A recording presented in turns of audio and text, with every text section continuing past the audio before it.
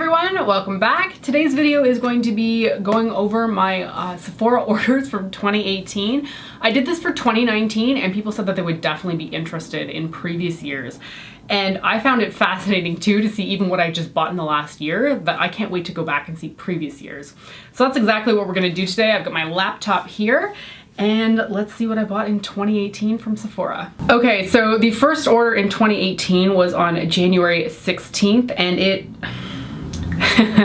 it was for the Too Faced White Peach eyeshadow palette. And that's what I think of this thing. It's a garbage palette. It's no good. You can get some looks out of it, but overall it's just very pale in comparison to even most of their other palettes. There's so little variety in this thing, which is so sad because I feel like the white chocolate bar palette had so much more variety than this thing does. I still own it. I don't really know why. I think it's because there's one pretty eyeshadow color in there that I think I might reach for at some point. I haven't done so. I need to get rid of it. I'm having problems parting with it because I spent money on it and it wasn't the most expensive of products, but I'm also like, I don't know, it just pains me. I also got the Bite Beauty birthday gift set in this because my birthday is January 18th, so that's the only other makeup product in that order. Okay, that was a terrible start to 2018. Ugh. All right, my next order wasn't until April 20th. I do know that the tracking and ordering of everything on Sephora's website is not necessarily accurate, so I might have had another order in there, but it's not logged. So April 20th, I ordered another Too Faced product. So this must have been during a Sephora sale or something. Was that accurate? Was there a Sephora sale during April? Anyway, I ordered a Too Faced Natural Nudes lipstick and I got the shade, oh, I hate this name, Nip Slip. I got Nip Slip because they had sent me the entire collection of the Natural Nudes lipsticks, but they'd forgotten that one shade and I wanted to film a video that would have all of the colors swatched out on my lips and I wasn't gonna do it missing one color. So I ordered that shade. I don't remember what I even think of that color. I know I've kept some of them from that collection because they are quite comfortable to wear, but I don't know if I kept Nip Slip. God, what a garbage name. Also in this order, I ordered the L'Occitane Shea Cleansing Oil. I decided this year to try a new cleansing oil. Just because I tried the Sephora collection one and I did really like it, but I don't like the smell of it and I just want to try something new. Yeah, well, the L'Occitane one smells even worse.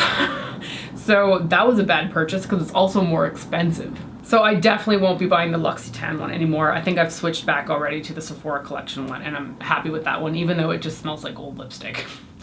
Also in this order, I got the Stila Glitter and Glow Liquid Eyeshadow in the shade Perlina, which is such a beautiful color. It's kind of a white with different reflecting colors in it. It doesn't look the same as Diamond Dust because Diamond Dust has different color reflex, but it's a silver base. This one is more of like an iridescent white type color with pink and gold and blue thrown into it. It's really pretty. Also in this order, I got the Too Faced Shadow Insurance Glitter Glue.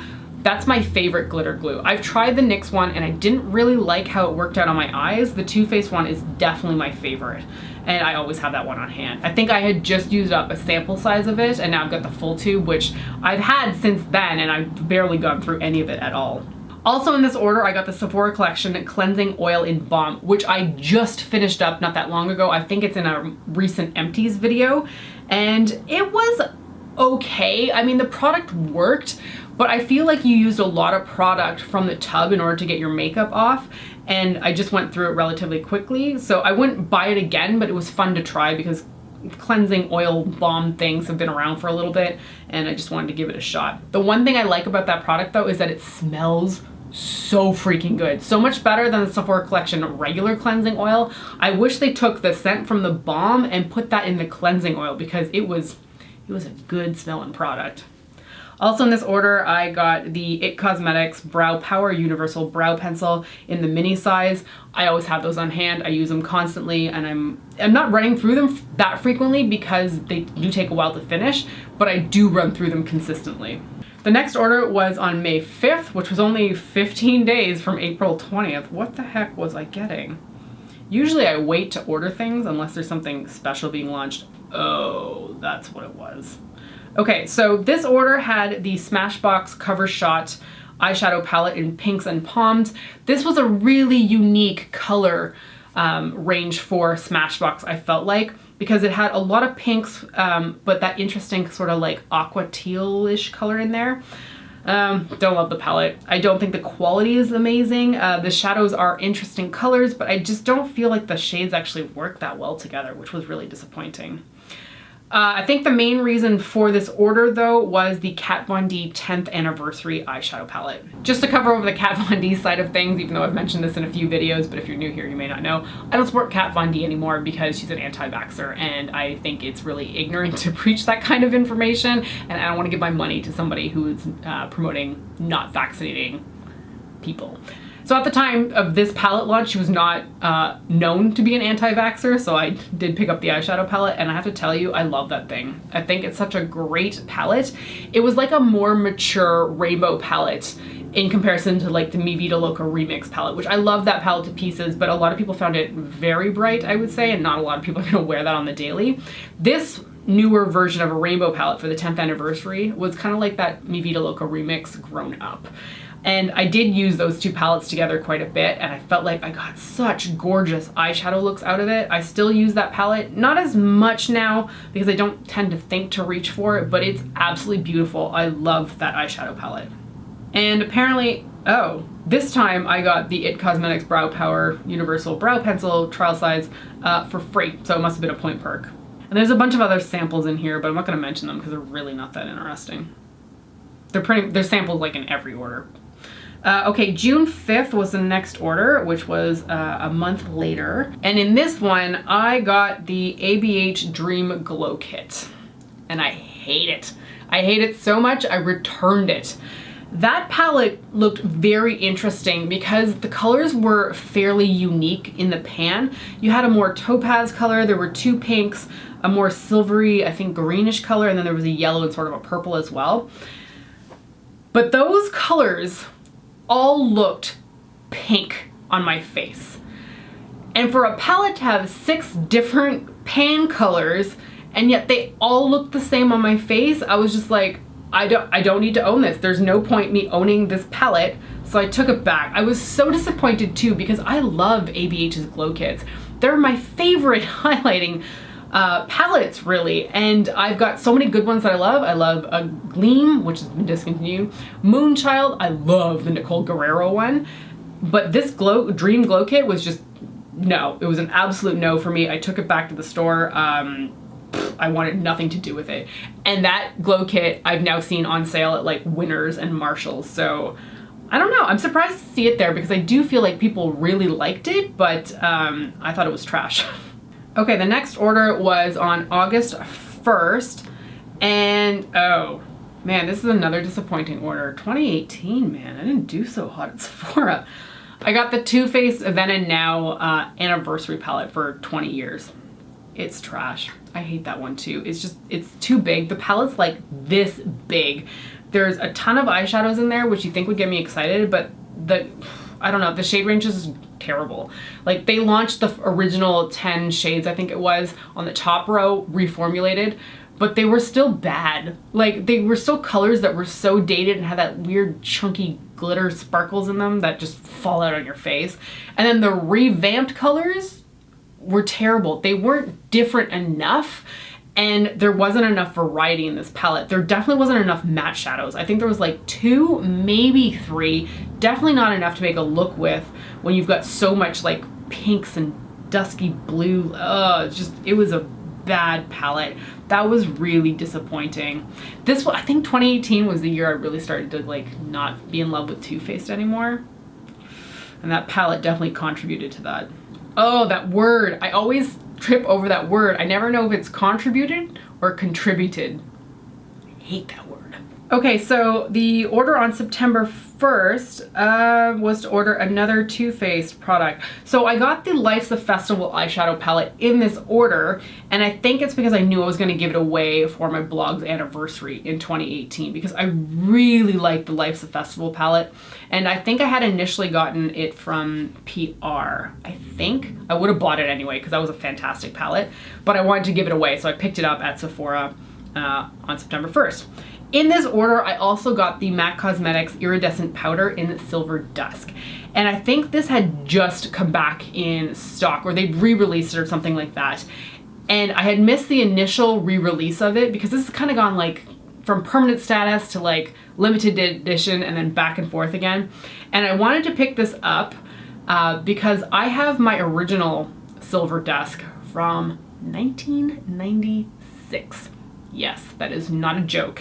And I love it so much, but I also figured the powder was very old and I should probably buy the updated one.